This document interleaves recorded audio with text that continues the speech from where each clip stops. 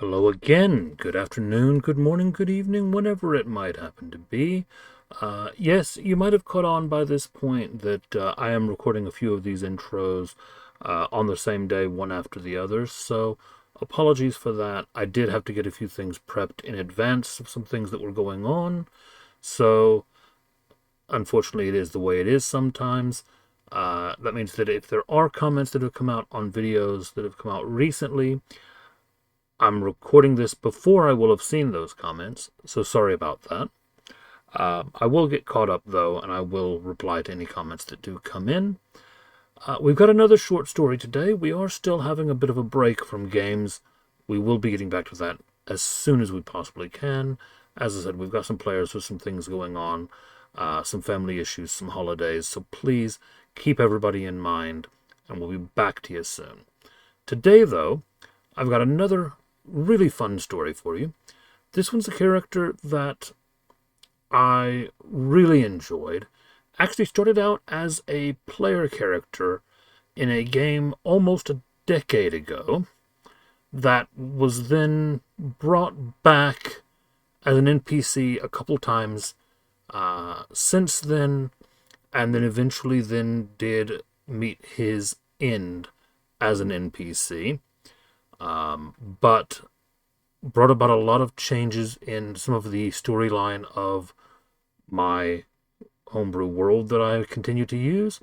And so I thought it was worthwhile to go back and do a bit of a rewrite of his story and introduce some people to it that might not have seen it before. The current group's not doing a whole lot with the Paladins right now, but if they do decide to get involved with those guys, this guy's name might just come up. So we'll see.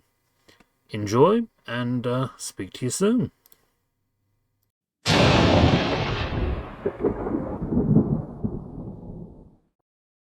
trial was set in the grand hall of the Iron Soul Citadel, its vaulted ceilings and stained glass windows casting shards of colored light onto the marble floors.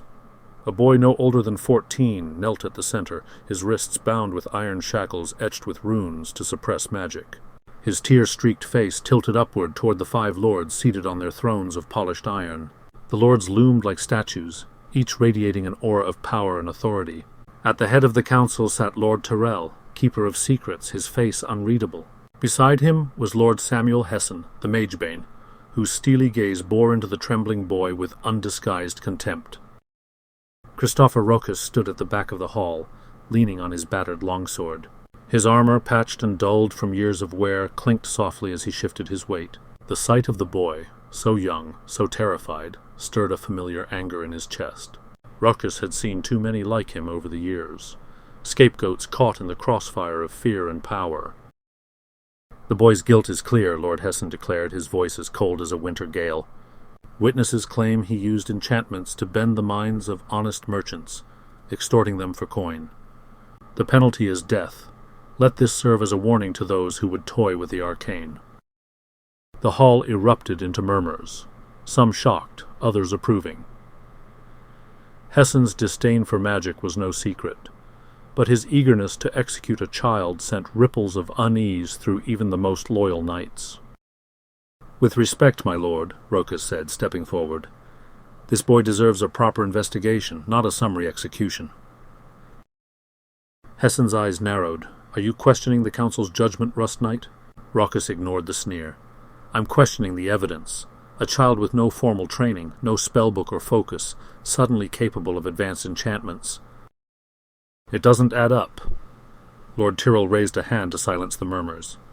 "What do you propose, Sir Rokas?" "Give me 2 days. If I can't find proof of his innocence, I'll abide by the council's decision." Hessen rose from his seat, his voice cutting through the chamber like a blade. "This is a waste of time. Magic is a corrupting force. Even if the boy is innocent now, he won't remain so. The council must act decisively." "The council must act justly," Rokas retorted, his voice steady but firm. He turned to Tyrell, whose expression remained inscrutable. 2 days, my lord."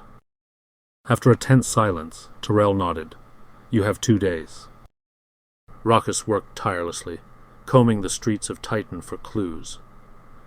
He questioned the merchants who had accused the boy, and found their testimonies inconsistent. One claimed the boy's eyes glowed with arcane energy, while another insisted he used a crystal staff that no one could produce as evidence. Eventually, Rokus uncovered the truth. The boy had been performing simple sleight-of-hand tricks to entertain passers-by, only for a disgruntled merchant to accuse him of sorcery when a coin purse went missing. On the second evening, Rokus returned to the citadel, dragging the merchant, now trembling and red-faced, before the council. "This man lied to cover his own theft," Rokus announced, tossing the recovered coin purse at Hessen's feet. The boy's only crime was being an easy target. The chamber erupted once more, but this time in outrage against the merchant. Lord Tyrell ordered the boy's release, and Hessen, though furious, was forced to comply. As the boy was led to safety, he turned to Rokus, his eyes wide with gratitude. Rokus offered a small, weary smile, but as he left the hall, Hessen's voice stopped him. "This is not the first time you've undermined this council, Rust Knight. Your recklessness will be your undoing." Rokus didn't look back. "Justice isn't reckless, my lord. Fear is." Months later, Titan faced a new threat. A horde of gnolls had descended from the northern hills, razing villages and slaughtering those who couldn't flee. The Iron Soul Council convened to strategize, but their decision left Rokus seething with anger. "The outer villages are lost," Hessen declared. "Our focus must remain on Titan. Diverting forces would leave the city vulnerable." "There are families out there," Rokus argued, his voice rising. "You're condemning them to die." "If you're so eager to play savior, Rust Knight, then do so at your own peril," Hessen snapped. "But don't expect the Order to waste resources on your foolhardy crusade." Rokus's jaw tightened. "Fine, I will." With no support from the council, Rokus turned to the knights who shared his convictions. Among them were a handful of young recruits and seasoned veterans who had grown disillusioned with the Order's politics. Together they rode north, their numbers small but their resolve unshakable.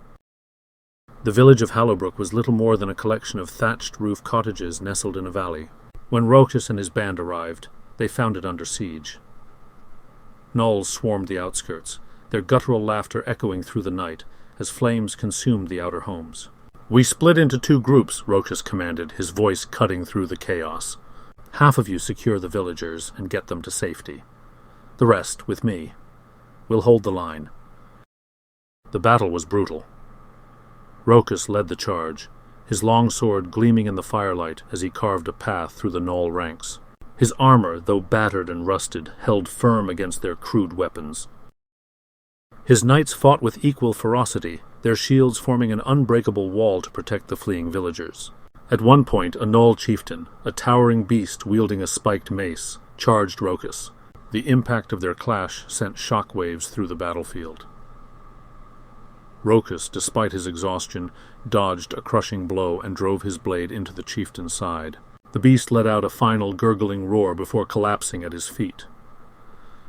By dawn, the gnolls were routed, their survivors scattering into the hills. The village, though scarred, still stood. Rokus surveyed the aftermath, his heart heavy with the cost. Several of his knights had fallen, their bodies laid out in a solemn line. Yet the villagers, mothers clutching children, elders weeping with relief, looked to him with gratitude that words couldn't express. When Rokus returned to Titan, he was met with a cold reception. Lord Hessen wasted no time in condemning his actions. "You disobeyed a direct order," Hessen snarled. "Your insubordination cost lives, valuable knights who should have been protecting this city." "And saved hundreds of innocent people," Rokus shot back. "If that's a crime, then so be it." The council deliberated for hours, but the outcome was inevitable. Rokus was stripped of his rank and formally exiled from the Iron Soul. As he left the citadel, his head held high, he passed Lord Tyrell, who gave him a small, almost imperceptible nod. It wasn't approval, but it wasn't condemnation either. In the years that followed, Rokus wandered the frontier, continuing to fight for those who had no one else. His rusted armor became a symbol of defiance, a reminder that the greatest knights were not always the ones who followed orders, but the ones who followed their conscience. Over time, his deeds inspired songs, stories, and a new generation of knights who dared to challenge injustice, no matter the cost.